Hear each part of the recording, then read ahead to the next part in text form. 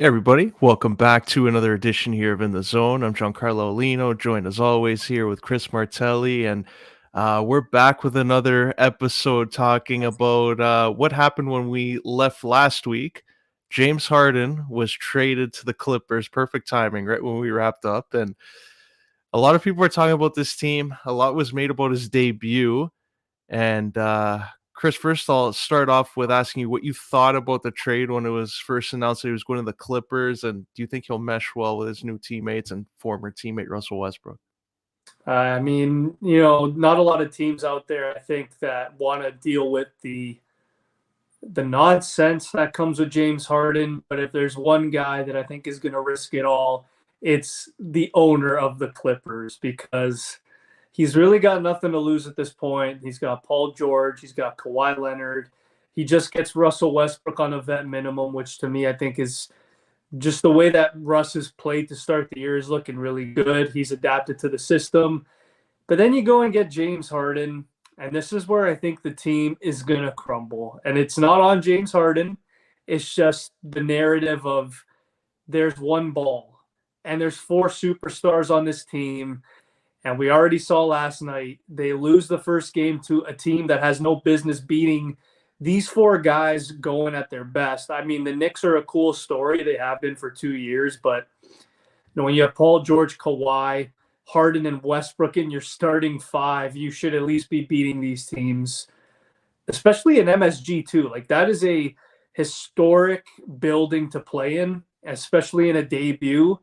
I know Harden didn't play relatively bad. He did go minus 18, but I think just as a team chemistry, Aulino, I don't know if this is ever going to gel. We saw in Brooklyn with KD and Russ, they never really played together. And when they did, one guy was always upset. So I think it's going to be the same thing here.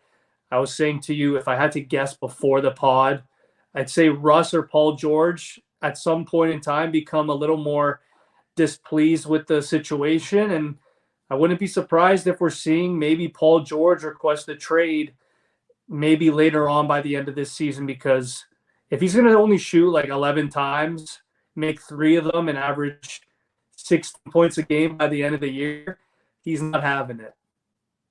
Yeah, I agree. And the only thing that makes me optimistic about it is Kawhi Leonard is there.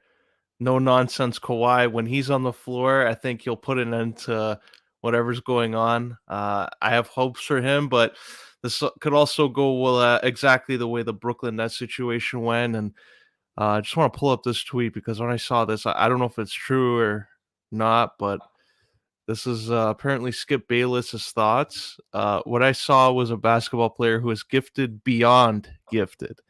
For the first time in all my years of watching LeBron James, I was more fixated on the Harden Clippers game. Skip Bayless on James Harden's debut game. Now, obviously, this could also be fake. I didn't really look too much into it, but it seems legit. What do you think of what Skip Bayless was watching there?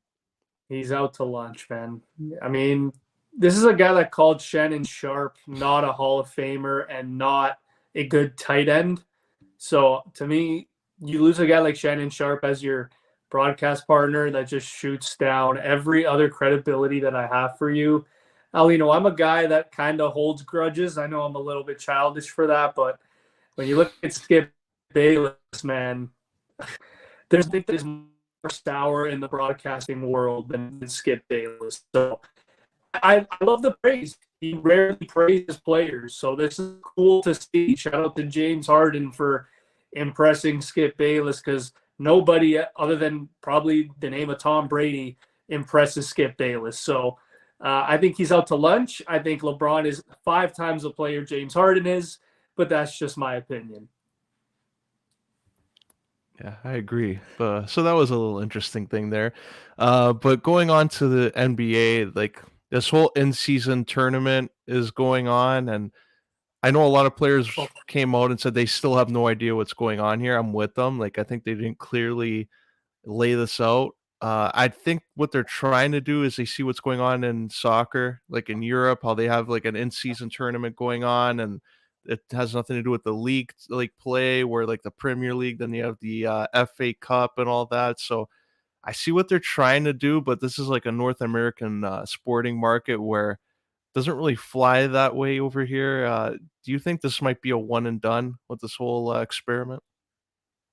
Oh man, I can't even begin to understand the whole. I mean, when they first introduced it, I thought it'd be a great idea.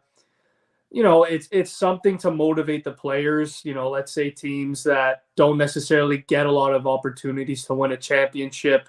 Here's another way. I know it's like a consolation, but not a lot of players in the NBA find as much success as you hope. So that was a positive when they first announced it. But as soon as I see the court, I see the way they're handling and organizing just the way it's been, it just does not scream professional to me. When I look at the court, it looks like it's something out of 2K. I think they're trying to find the niche. They're trying to find a specific market that will really please everybody. Like those I see in China, they have a lot of those like very unique looking courts. We're in the NBA. You don't have to make it a neon green, a neon red. Like you don't have to do these because I'm looking at these guys running on the floor, Aulino, and it just looks weird. It looks like a video game. This is not a video game. These guys are getting paid $300 million a year.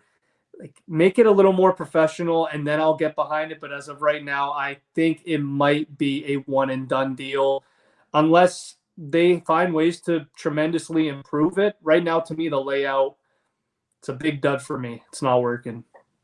Yeah, it comes off as being like a gimmick type of thing where like I don't know what they want to go for here. It's like yeah, it's a consolation. I agree there, but I think they should have maybe pushed this to January, like towards the middle of the season where you can add something because around that time after Christmas Day, those games like the schedule like goes and right towards like All-Star break where it's not as exciting. So I think they could add something there. I don't know why they did it like so soon when the season started, but it's going to give some teams an incentive, I guess. But moving on to the Raptors, who came back there, Scotty Barnes, big game, OG, massive game.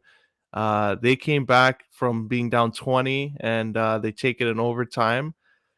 Is this team starting to turn things around, or are they going to be like a middle of the pack team for the rest of the year? I still think this is one of the more exciting teams just to monitor. Maybe not to watch for now, but to monitor for sure.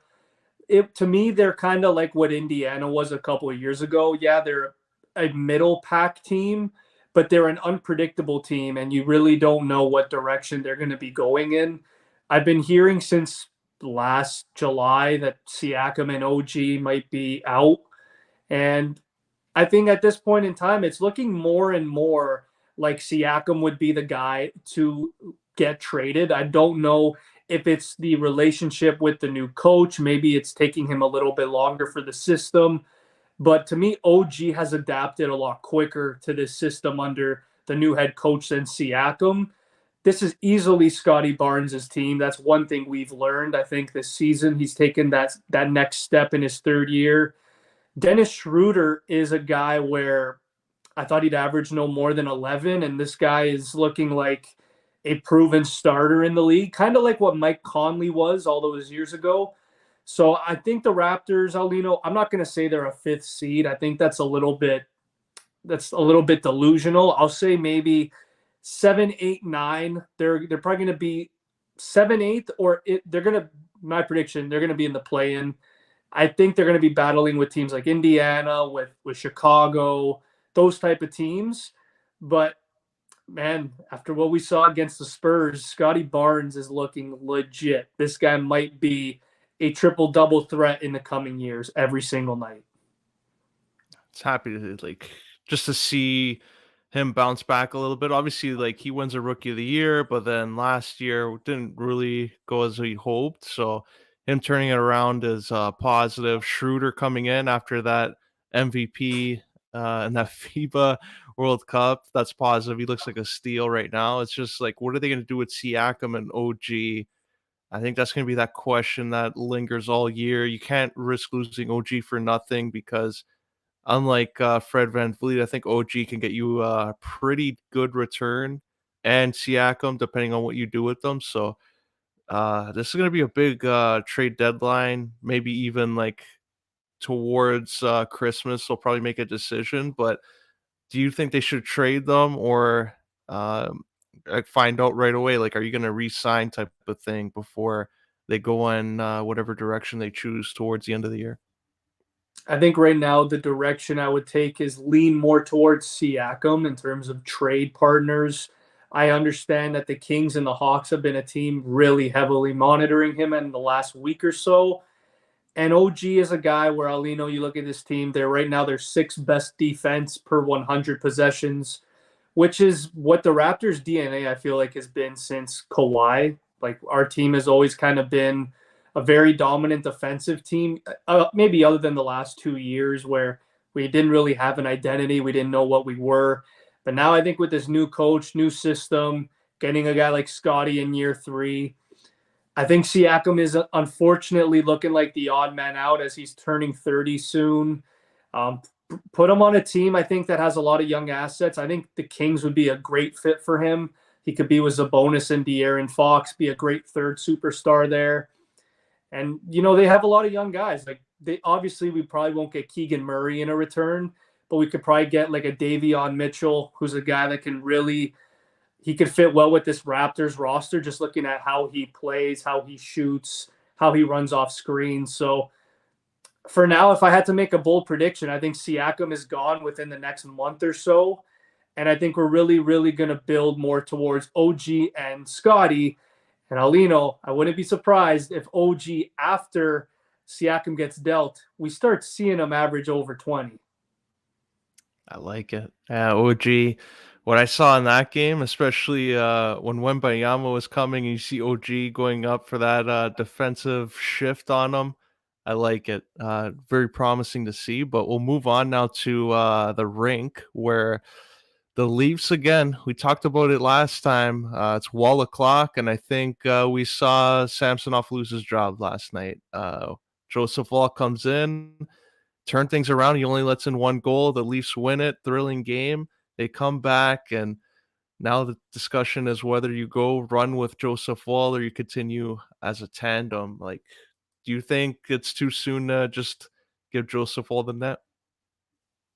I mean, you could argue it is too soon, but the numbers speak for themselves. And I think it's time. I think this is where you look at Joseph Wall. He's been our goalie. I mean, we said it on the podcast a couple weeks ago. He's been the better goalie since June. So, yeah, Samsonov gave us that first win against the Lightning, first series win in like what? It's been a long, long time.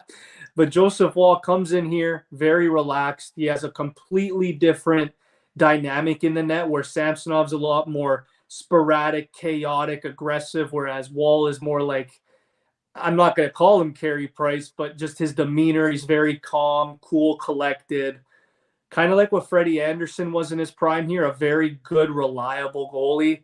And I think Joseph Wall, especially after last night, you're down 4-1. The expectations are very low. You get booed off the ice after one period. I honestly, Aulino, I thought we were going to lose like 7-2 just based off what the trend was. But Joseph Wall comes in very calm, cool, lets the star-studded guys do the job, and bam, we get a win in overtime. So I hate it for Sammy because he's a guy that if I was a player, I'd ride for Sammy just looking at how passionate he is. But last night, our penalty kill just let him down. We all know how good Nikita Kucherov is, but just the penalty kill last night was terrible. I guess Aulino, this will have us trend more into talking about the defensive inconsistencies with this team because, man, I was telling you before the pod, it's hard to cheer for them right now.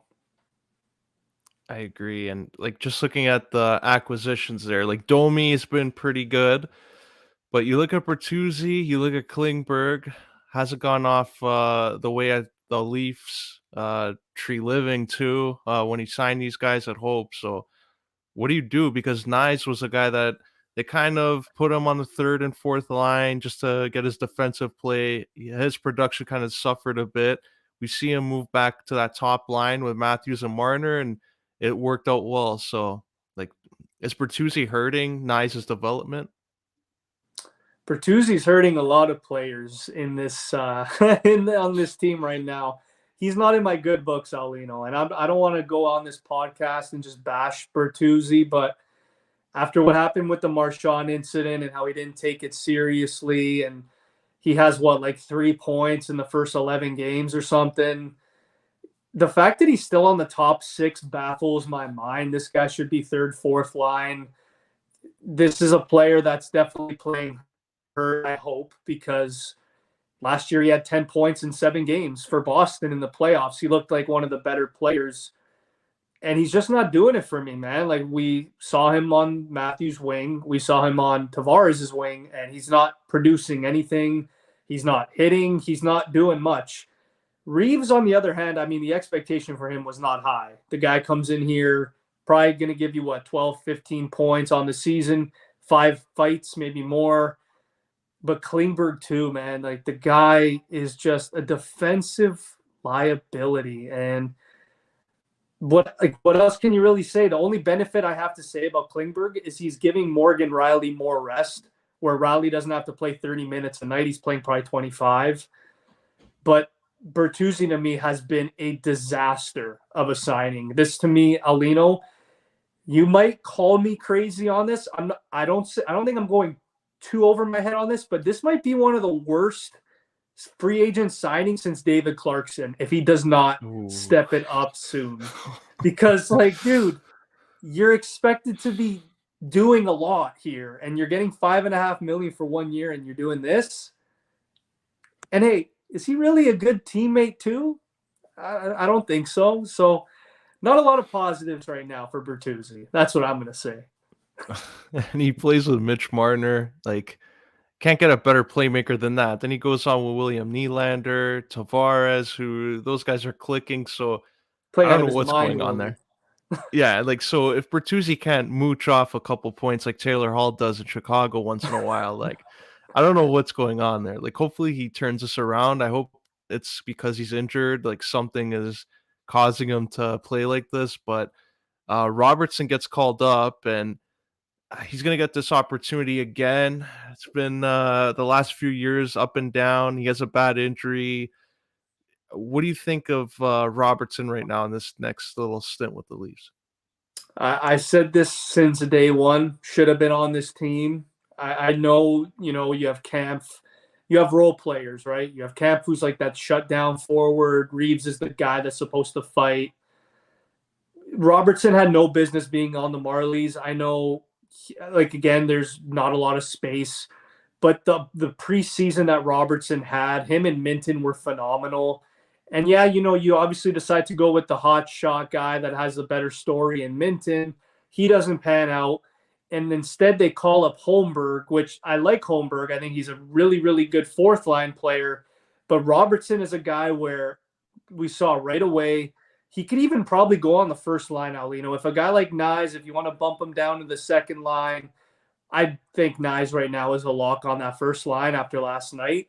But if you really want to mix it up, we know Domi and Bertuzzi really are not going offensively. Robertson last night with Domi and Yarncroc looked phenomenal. That line was clicking.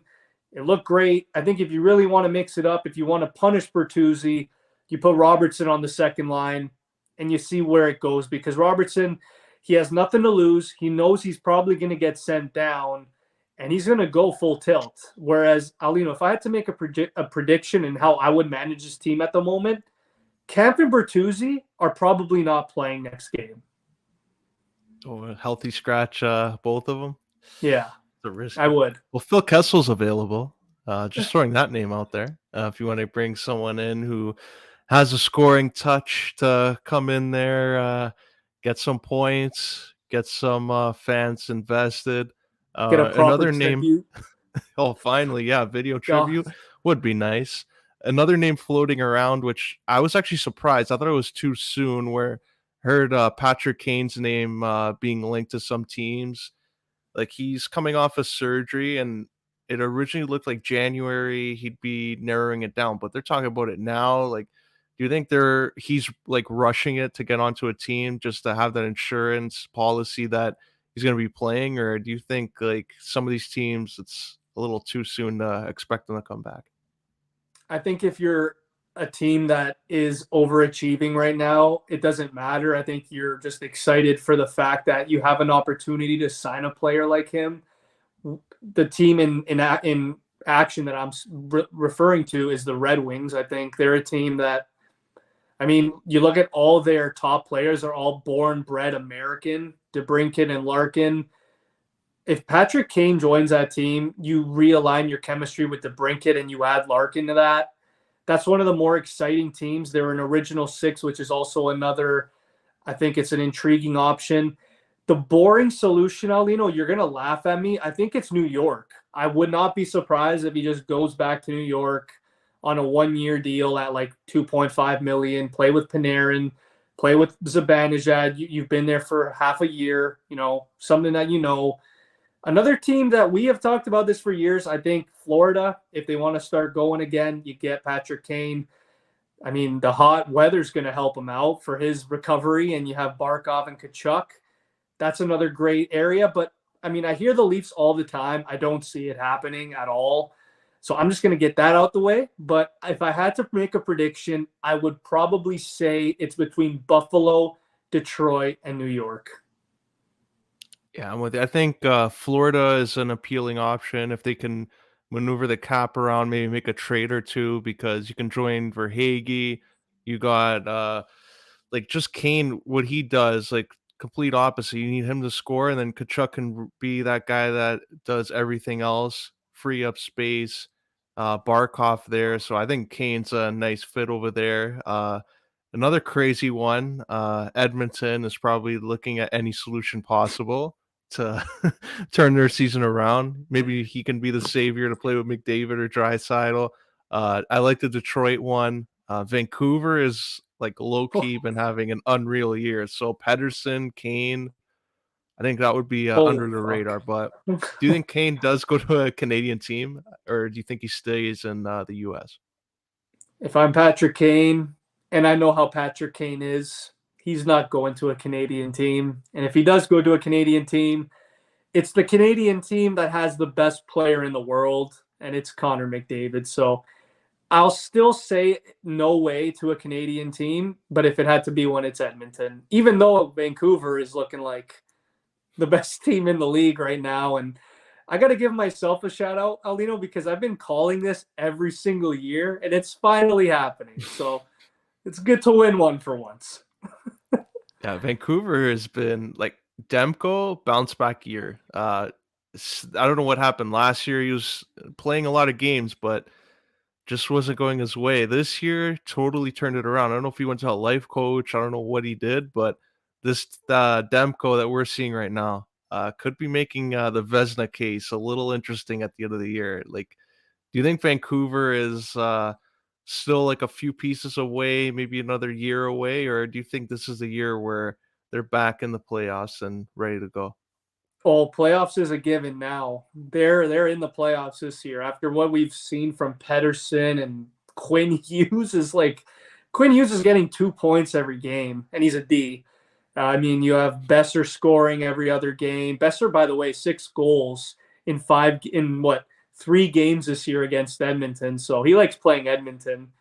Mikheyev is looking really good. He's finally healthy. JT Miller, they're a playoff team for sure. Aulino, for me the biggest question at this point is I'm not going to put them in the fraud category. It is early. It's 11 games, but my biggest question is, are they on par or in a similar light as the Vegas Golden Knights, as the Colorado Avalanche? I mean, obviously, right now we're not going to say they are because we're 11 games in. But what if they're top 3 in the league, Alino, by the 30th game? Then are we going to start kind of giving them their flowers because they have every single player in a different position that is playing lights out right now. Demko, like you mentioned, with the Vesna. Quinn Hughes right now is probably the Norris front runner, and then you got Pedersen who might win the Hart and the Art Ross. So it's looking really fun in Vancouver right now. And just speaking of some players bouncing back, I have to bring up this name because out of nowhere, Shesterkin goes down. And who saves the day? It's Jonathan Quick, who I don't know what is going on. I picked him up in fantasy right away when this whole thing started because I'm seeing the LA Kings Stanley Cup winning Jonathan Quick right now in these games. Is he gonna make things interesting over there in New York? And are they gonna have like a tandem from hell when these two are clicking as Quick is going right now? I'll tell you right now, if Quick keeps this up, if I'm New Jersey, I'm sweating because they're not going to beat the Rangers come the playoffs. And the Rangers keep their receipts. So when they go in the playoffs and they lost in game 7, by the way, got shut out, they're probably going to beat the Devils in 5. So, yeah, this is a big problem for the East, specifically the Metro division. If Shesterkin's going to be his old Vesna self, get you 35 plus wins and 5 shutouts, then you got a backup in Jonathan Quick, who's a 2-time Stanley Cup winner, a Conn Smythe winner. Yeah, that's a problem. And I'm really happy you brought up Jonathan Quick because I think he might be the best story right now in the whole NHL. I agree with you, and it's gonna be interesting now. It looks like with Shesterkin, it's a minor injury, but like day to day, we'll probably see Quick at the next few starts. So he has an opportunity here to make things interesting for the Rangers. Then they can rest Shesterkin a lot more. They won't have to rely on him to play like 56 to 60 games a year. So that's a definitely a tandem to look for. But our final topic here, we got to go to wrestling because another big story after we recorded that night, AEW held an event, Dynamite, as they usually do every Wednesday night. They had Sting, a special surprise for him. And who did Tony Khan bring out? Ric Flair. He signed a multi-year deal too. So I thought this was only going to be short term until March. Tony Khan is clearly upset, I guess, with WWE. So he decided to snatch one of Triple H's good friends, Ric Flair, to a multi-year deal. What do you think they're going to be doing with him? Because I don't know where else he can fit here past March when Sting has his final match. He's, I mean, I don't know, man. Like maybe a manager. When I saw what he said, he wants to get in the ring with MJF. I threw my phone on the couch. I'm like, man, this guy, I love him. One of the greatest, probably the greatest to ever do it. You're delusional, man. You're not going again. If I'm Tony Khan, I'm sitting him down saying, we specifically got you here for for revenue, to get ratings up, and to be someone's manager and to get someone over. I think you already know where I'm going with who I think his manager or who he should manage. And it's a young hotshot who's been on top of the world recently as a heel. Ricky Starks and Ric Flair would be Man. magical. So you know what? That's my prediction. I mean, if I was booking it, I have no idea what the hell they're doing with Ric Flair, but give me Ric Flair managing Ricky Starks and having Ricky Starks get built to win the AEW World Title because that is what is must see. I love it. Boom. I love it. And speaking of why he was brought in originally, or thought to be like a short term 5-month deal, was Sting's final match. I I'm not like saying I want Ric Flair to be his opponent. Maybe at ringside, like row 2, seat 12 or something, but I hope he's not the opponent. Who do you think Sting's opponent should be at Revolution 2024? A lot of people will probably say it should be a legend. I think it should be Darby Allin. I think that is the most appropriate. Listen, you don't have to do a heel and face. It's his last match. Put the young kid over. You've been attached to him for what, 2 years now.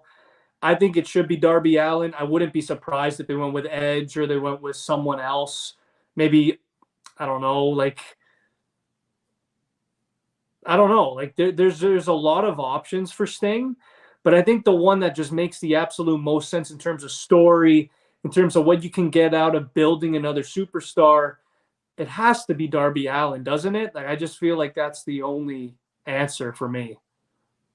I would go Darby for like his last Dynamite match or last TV match of the year, but like I don't know, the more I see this build up with Edge and Christian, how they got involved in the storyline, I think they might be leaning towards Edge or Adam Copeland. Like they never wrestled each other. He came in, Edge to debut, helped him out, even the odds. Now Sting, when they had that little segment there, he's like telling him basically to stop being a bitch and join them. And I think we might see, I don't know, a heel rated R superstar in AEW joining Christian for a little bit and going after Sting one more time as a heel.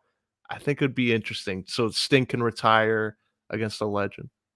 I love how you have Sheamus basically retire Edge, and then Edge goes to another brand to retire. I mean, you know what? It does make sense. Christian's on one of the best heel runs of his career. Edge is looking, or Adam Copeland's looking a little bit stale right now as a face, not really getting the most reactions. So, yeah, I could see him turning heel, aligning with Christian, and you have maybe, I mean, I hope Sting wins, but probably not. I'll probably give it to Edge, but it's an interesting take. Aulino, I'm surprised you didn't say Goldberg. Oh man, poor guy. Yeah, we would have to be taking Sting out as soon as that's over. Go backstage, have a few doctors look at him.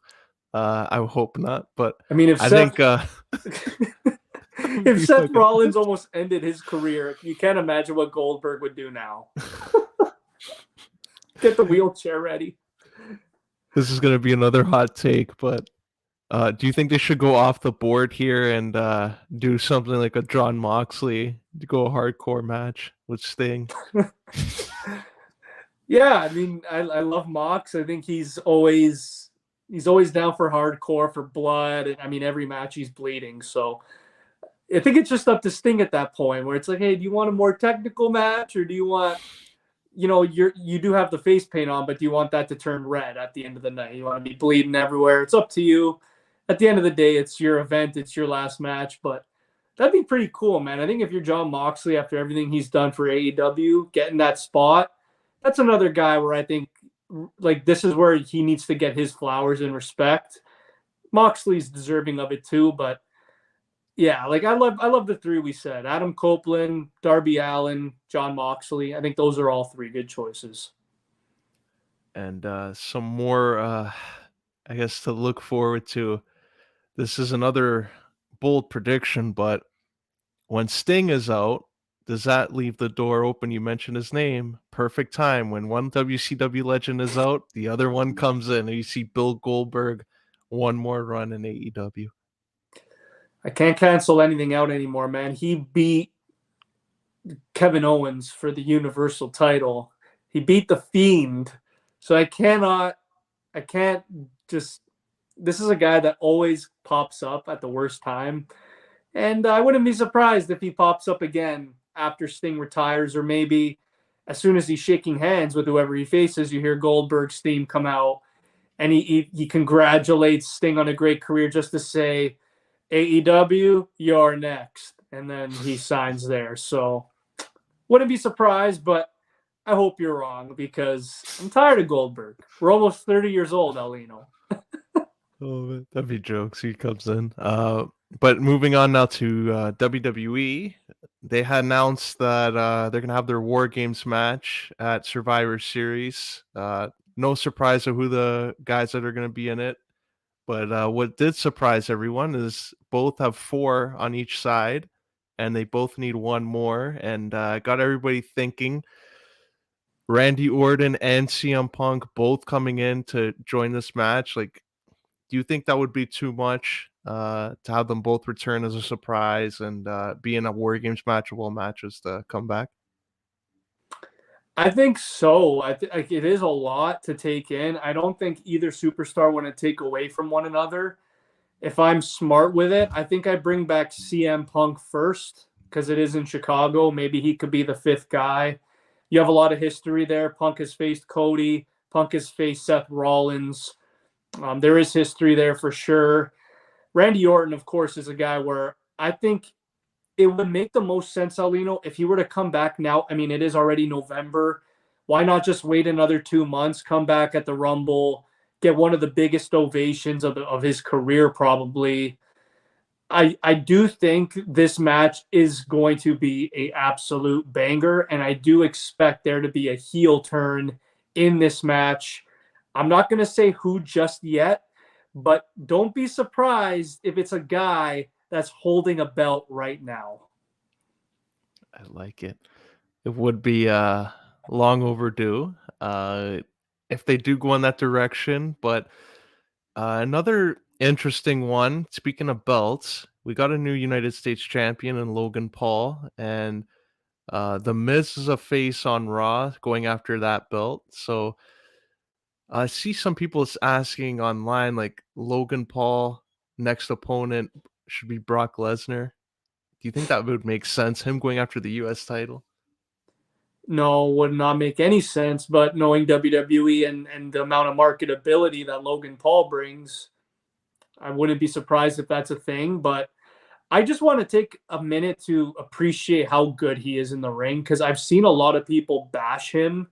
He is just one of the more naturally gifted wrestlers I've seen. Like, this is a guy that has not a lot of training, and he's putting on just not 5-star matches, but really good matches. And I got to give Rey Mysterio credit. This is it was obviously predictable for him to lose the belt, but Rey did it in a great fashion. My biggest concern now, Aulino, is how often does he defend his belt? Because we already have Roman, who's part time, and who's the guy that's going to beat Logan Paul? Is it going to be a John Cena? Is it going to be a Ricochet? AJ Styles returning? Like I have no idea. So that's where I am with the belt. I'm intrigued with Logan winning it, but to me, in the long run, you kind of put yourself in a pickle. Do you think they did the same now with LA Knight? Like, are they gonna probably bring him down to the US title as a consolation type of thing? No, you can't now. I mean, it's like it's unfortunate because you look at what happened with Sami Zayn at the Chamber. He comes up short, and it's like all his momentum is stunted, and then he wins the tag titles, and then that becomes stale quick. I mean, the LA Knight and Roman Reigns match was pretty good. It wasn't phenomenal, but it was good. I just you can't give up on this guy yet. He's number one in merch sales. He's known worldwide now. This is a guy that definitely can bring you marketability. Again, this is another thing that puzzled me when Seth retained. I think you have an opportunity there where Seth could take time off, Drew could be a top heel, and LA Knight can just seamlessly transition to the world heavyweight title and win it. Where now you have Seth still the champion, he's a face, he's getting stale, and there's no direction for LA Knight and there's no direction for Drew McIntyre. So here is they're in a pickle. I think it's I agree with you because like I saw the match and it was like even the crowd, it seemed like they wanted Drew to win there. Like I know at the Yeah. end they started singing Seth's theme and everything, but I think they missed an opportunity to give Drew the title reign. I Huge. think he's more interesting. And even looking at Raw, what's next? Like Nakamura kind of took away his momentum, should have won. Like, should they have just had Damian Priest cash in by now? Yeah, I've said this to you numerous times. I've loved the build for Damian Priest, slowly building him into like a main event guy, starting with the Bad Bunny match, and then kind of continuing to just elevate his game. Yeah, I mean, just looking at the way that Raw is built, where it's just heel dominant, just have a heel champion there. It doesn't hurt Seth Rollins. Like I said, this guy's due for a break. Like the guy, his back is actually damaged. This guy wrestles a shit ton. And the funny thing, Aulino, is with this belt when it came out, they were making it seem like this would be a title that would change hands. It would be a fighting belt where we've had the same champion now since May, man. It's November. Like the reign has gone on too long for Rollins. Give it to Damian, give it to Drew, spice it up. You have guys in the wings waiting, like now in LA Knight. So as long as it's not Cody Rhodes going up for it right now, there's really no one else that's in a prime position like Damian Priest and Drew to win it. And they didn't. They just fell flat with it. I agree there. And a final note here. There's going to be a lot of talk going into Survivor Series on whether like this event is going to be the brand versus brand type of thing. Do you think they should go away from that like 100% this year, or do you think the brand versus brand matches add on to the event? I love the brand versus brand matches, but there has to be some build to it, like what we've seen with both GMs. That's a great build. That's going to probably lead to a 5-on-5 match that will be a banger. Hopefully, maybe you have the mid card champions as the captains: Logan Paul for SmackDown, Gunther for Raw. And then you could just build, obviously, programs during the match. Like the Miz could cost Gunther. You could have someone cost Logan Paul. There's just a lot of different ways you can go around it. But I remember vividly when they started doing this, Aulino, and you could correct me if I'm wrong. They had AJ versus Brock, and they had Daniel Bryan versus Oh, yeah. Brock. That was just a different dynamic. I know for Daniel Bryan and Brock, it was heel versus heel, but it felt fresh. It felt different. Whereas if you do Roman Reigns versus Seth Rollins right now, I mean, they're not because he's in the War Games match. So basically, that idea is out the window. But if you were to do a Seth versus Roman Reigns or a Gunther versus Logan Paul, that just feels like it's a top 4 pay-per-view. It feels like a big deal. I don't know if they're going to do it. I've always loved the 5-on-5.